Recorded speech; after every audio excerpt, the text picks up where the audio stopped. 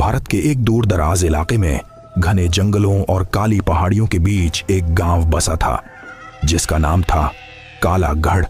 यह गांव नक्शों में दर्ज था, मगर लोग उससे बचते थे क्योंकि कहा जाता था कि वहां रातें सिर्फ अंधेरी नहीं होती बल्कि जिंदा होती हैं। कालागढ़ में एक अजीब परंपरा थी। हर 12 साल में एक रात ऐसी आती थी जब पूरा गांव मौन व्रत रखता था। उस रात कोई बोल नहीं सकता था, कोई रो नहीं सकता था, यहां तक कि किसी बच्चे के रूंधते गले की आवाज भी मौत का बुलावा मानी जाती थी। बुजुर्ग कहते थे कि गांव की जमीन के नीचे कुछ ऐसा दबा है जो आवाज से जागता है, और जब वह जागता है तो अपनी भूख शांत करने के लिए इंसानों को ढूंढता है। सैकड़ों साल पहले गांव के पूर्वजों ने उस शक्ति को एक तांत्रिक विधि से सुला दिया था और उसकी कीमत तय की थी। हर 12 साल में एक रात का पूर्ण सन्नाटा। समय बीतता रहा और हर पीढ़ी उस नियम को निभाती रही, लेकिन 1999 में जब वह रात फिर लौटी तो माहौल कुछ ज्यादा ही डरावना था।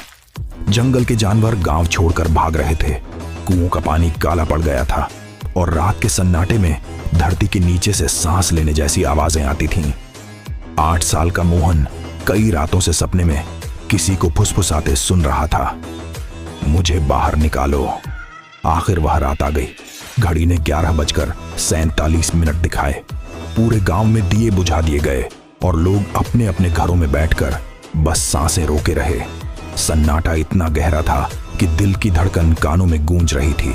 तभी मोहन का हाथ उसकी मां से छूट गया और डर से उसके मुंह से हल्की सी सिसक निकल गई। वह आवाज छोटी थी मगर उस अंधेरे के लिए काफी थी। जमीन जोर से कांपी, कुएं से काला धुआं उठने लगा और जंगल से बिना चेहरे वाले साए गांव की ओर बढ़ने लगे। उसी पल पुराना मंदिर अपने आप खुल गया, जैसे किसी ने भीतर से दरवाजा धक्का दिया हो। गांव वालों को समझ आ गया कि गलती हो चुकी है और अब उस शक्ति को रोकने का एक ही तरीका बचा है। पुरानी पुस्तकों में लिखा था कि अगर वह जाग जाए तो या तो पूरी दुनिया तबाह होगी या फिर गांव खुद को कुर्बान कर देगा। बिना रोए, बिना बोले सभी लोग मंदिर के नीचे बने गुप्त तहखाने में उतर गए। बुजुर्ग मंत्र पढ़ते रहे, बच्चों को सीने से लगाए रखा गया और जैसे ही सूरज की पहली रोशनी धरती को छूने वाली थी, पूरा कालागढ़ जमीन में समा गया। न चीखें सुनाई दी, न कोई शव मिला। गांव बस गायब हो गया।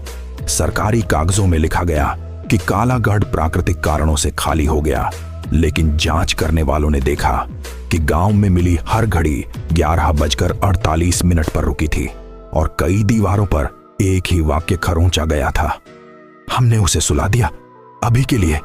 सालों बाद एक शोधकर्ता उस जगह पहुंचा और रात वहीं रुका, मगर सुबह वह नहीं मिला। सिर्फ उसकी डायरी मिली जिसमें आखिरी पंक्ति लिखी थी, वह फिर जाग रहा है और इस बार उसे एक गांव नहीं, पूरी दुनिया चाहिए।